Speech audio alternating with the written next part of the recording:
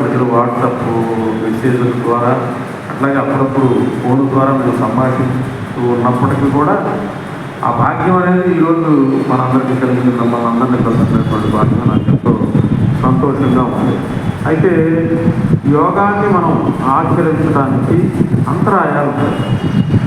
వ్యాధి స్థాన సంశయ ఆలస్య అవిరతి భ్రాంతి దర్శన అనవస్థిత స్వామి చిత్త విక్షేప ఈ యోగాంతరాయాలు.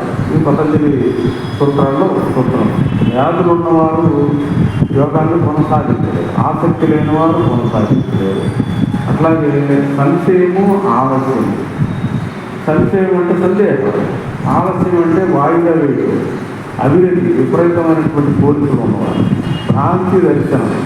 మనస్సు భ్రాంతిలో ఉంటాం అన్నమాట. అంటే మనం ఏం కష్టపడకుండా అదృష్టాన్ని వచ్చేస్తుందని భ్రమలో ఉంటారు చాలా.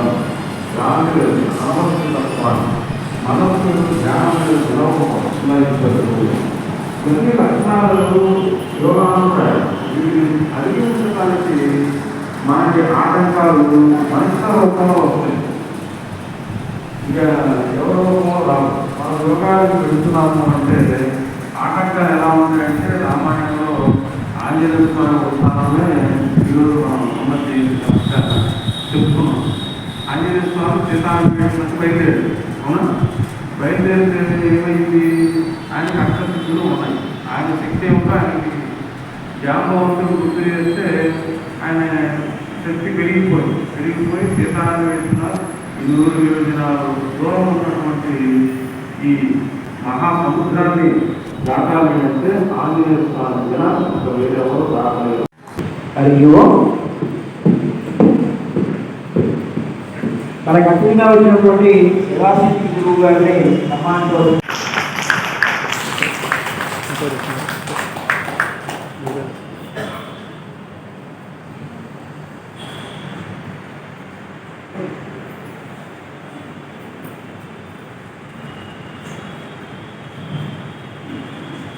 అయ్యో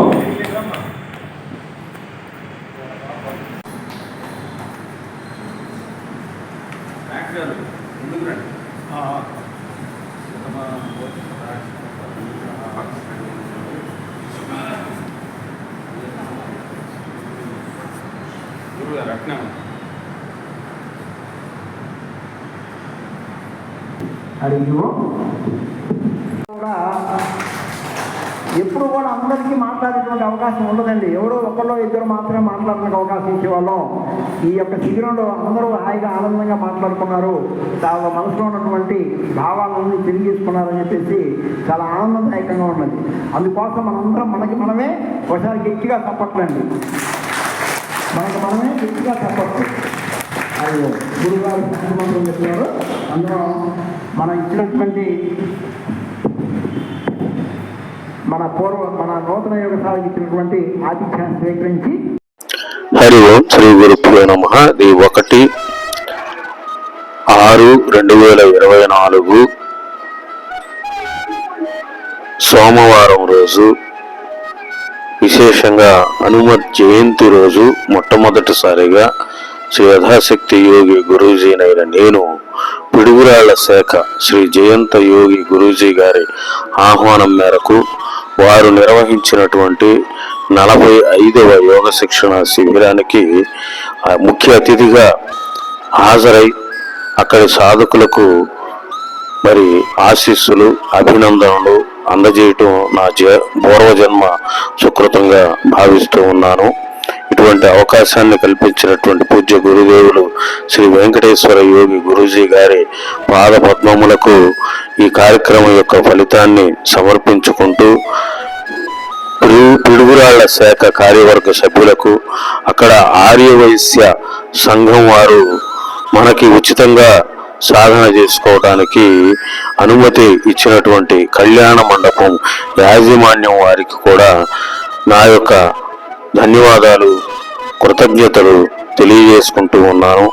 ఇంతటి మహోన్నతమైనటువంటి స్థానాన్ని నాకు కల్పించినటువంటి పూజ్య గురుదేవుడు శ్రీ వెంకటేశ్వర యోగి గురూజీ గారి పాదపద్మములకు నమస్కరించుకుంటూ, నాకు సహకరిస్తున్నటువంటి వివిధ శాఖల గురువులందరికీ కూడా నేను పాదాభివందన చేస్తూ మీ ముందు సెలవు తీసుకుంటున్నాను.